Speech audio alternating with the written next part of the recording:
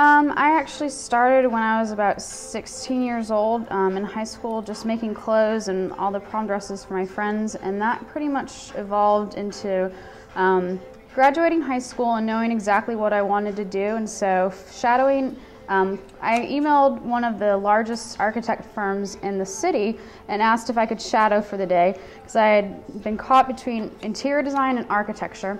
And so I followed one of the biggest architect firms in Greenville, and after that he offered me a job that day. So stayed in Greenville instead of going straight to SCAD, and great internship. But then I ended up going to SCAD in Atlanta, and from then just opened this place up immediately. And I just always pretty much had an idea. I was always doing something in regards to 2D, three-dimensional something, so I always had a good idea. I have been in business as Christina Nicole for 7 years now, so yeah, it's been 7 years that I've been actually doing this. The studio itself has only been open to the public for a year and a half or so, but yeah, it's been about 7 years I've been doing this now.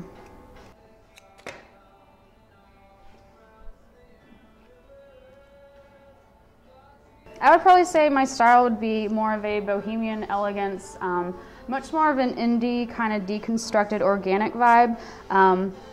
Everything, I mean, has some type of feminine, elegant sparkle to it, but it's done in a very deconstructed way. Like, I mean, my necklace, there's rusted pieces, yet there's little rhinestones, so I definitely say like a bohemian elegance.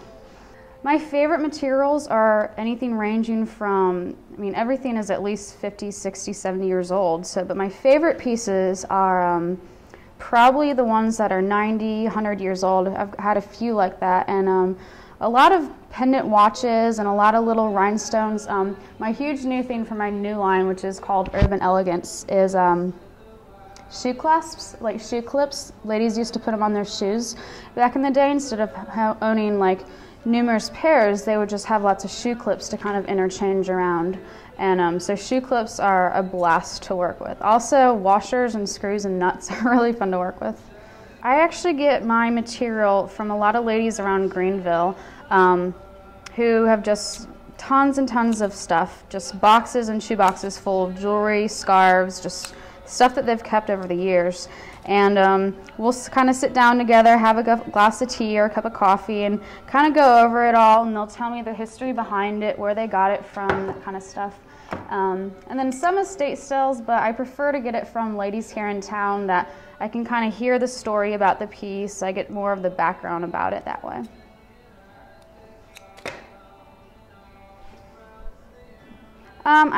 My favorite thing would be necklaces, and the large couture necklaces, and I'm sure you guys can show those if you want, but they're just massive, huge couture pieces that take half, 3/4 of the day, that are a blast to make. A lot of work, and your hands end up aching afterwards because they're so elaborate, but it takes a special person to be able to kind of rock those and wear those, so I think those might actually be my favorite. It kind of changes because I do everything from rings to bracelets, earrings, and headbands. I mean, so I'm constantly kind of evolving and playing with different things. The average time it would take for a piece really ranges. Obviously, time is money, so the longer a piece takes, seconds that it takes, the price is going up on it. And of course, like the difficulty along with the piece as well. Hold on.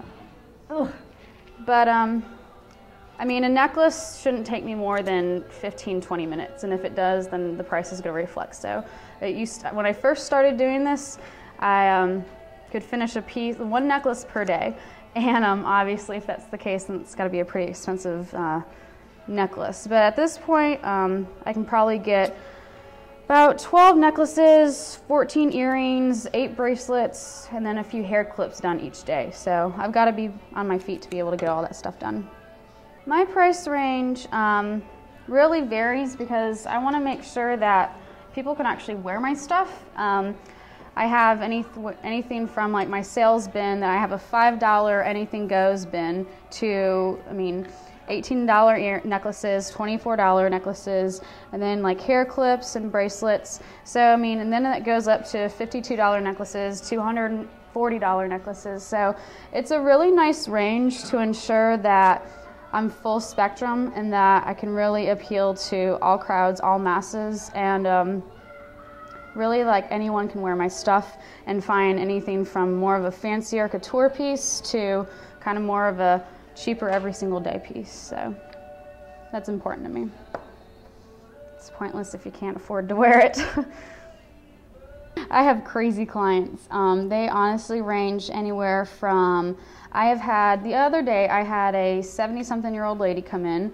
I have 18-year-old kids come in. Well, they're not kids, but I actually have a 12-year-old that comes in kind of regularly. Her dad hates me because I drain his pockets, but yeah, she's really great. So it's really great that I can market myself to all ages and kind of maintain that timeless aspect, so that I'm not just simply a fad for a moment.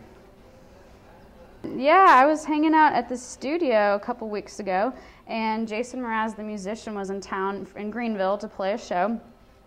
And I was just hanging out, and this couple came in. He had a hat on, and I was like, oh, awesome, kids who kind of know how to dress. And so they came in, we're looking around, and they just bought a bunch of stuff, and I didn't realize it was Jason Mraz himself until he actually handed me his card, and I went to type in his information. I typed in Jason, and then I typed in Mraz, and I was like, holy crap. And I realized that it was actually Jason Mraz, and so he actually signed my guest book. He was super chill and just like really cool, but yeah, it was kind of nice to have like an actual pretty decent sized celebrity buy your stuff.